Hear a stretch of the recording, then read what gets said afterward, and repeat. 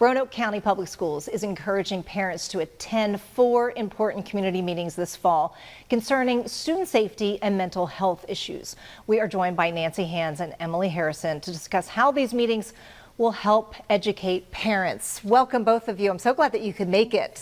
Yes, let's talk a little bit about these meetings. A lot of them are going to focus on the safety, digital safety, and smartphones. Why did you want to focus on smartphones? Because we need to figure out how to help families, I think, look at these smartphones as something that is really shouldn't be in their lives right now, especially elementary and middle school, and then because they really don't need the smartphone. Right.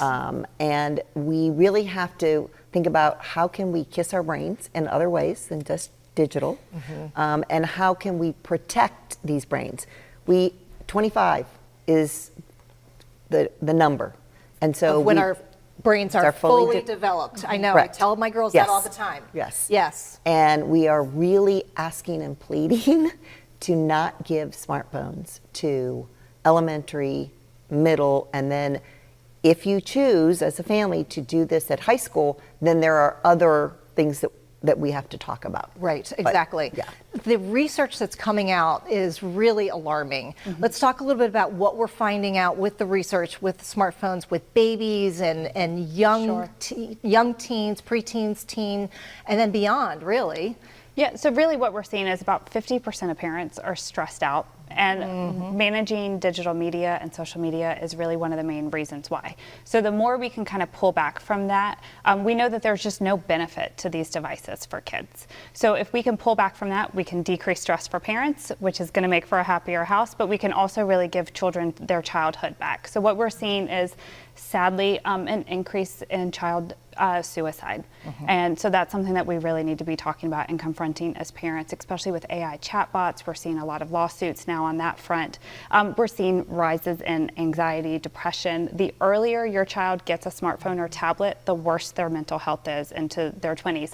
And we didn't have this data 10 years ago because, you know, this iPhone is only 20 years old, right? So now that we do have this information, we want parents to be taking proper action. We know that there's a lot of dangerous content out there. We've got our Attorney General, Jason Miyares, who's suing Meta, you know, who owns Facebook and Instagram and TikTok because of the dangers that are posed to kids. Just having a camera on a phone puts your child at risk. Oh, I know. And just the distraction that these things are causing from developing good relationships and friendships with people, with your teachers, with family members, with, you know, grandma, grandpa, the neighbors, and all of that. So we really just want to give parents good information so that they can make good decisions. Yeah, and the addiction too. I mean, we're seeing a lot of adults, they can't put their phones down. Let's talk about the sleep, because that's huge. We really want our kids to get good sleep, 7 to 9 hours, depending on their age. You brought some alarm clocks, which I love. This is great because my girls tried that too. They said, "Oh well, how am I going to wake up in the morning if I don't have my phone as my alarm clock?" I was like, "Oh, that's funny. They have like alarm clocks. Imagine that." They just have old-fashioned alarm clocks. Right, exactly. So I'm going to give you a couple of startling facts. So 2.7 million elementary age kids sleep less than 8 hours. Recommended sleep is 9 to 12. 51% of teens sleep less than 7 hours, recommended 8 to 10. 1 in 4 tweens falls asleep holding their phone, losing nearly an hour of sleep compared to when the phone is kept out of the bedroom. And even unused devices in bedrooms almost double the chances of insufficient sleep for youth.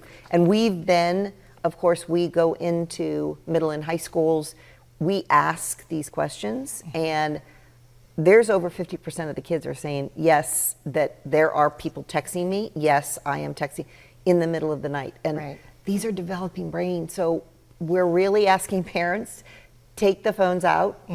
This is okay to have. And everybody will survive.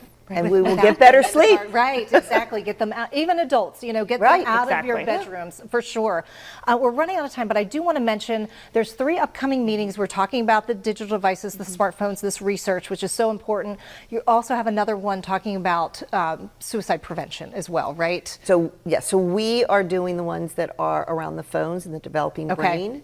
And then there are going to even be more. I just found out today we're going to be scheduling more over the next couple months. That's fantastic. And you're even going to get into the elementary and younger. Yes, elementary and middle. But we're going to put that information up on your screen. We also have it over on our website, but September 17th, October 13th, November 18th at the Roanoke County High Schools. September 22nd is at Northside High School. All meetings begin at 6. But again, that's a lot of information. We have all that information over on our website and more to come for sure. Yes. Thank you both for this research and educating parents because this is so vitally important. We appreciate it. Okay.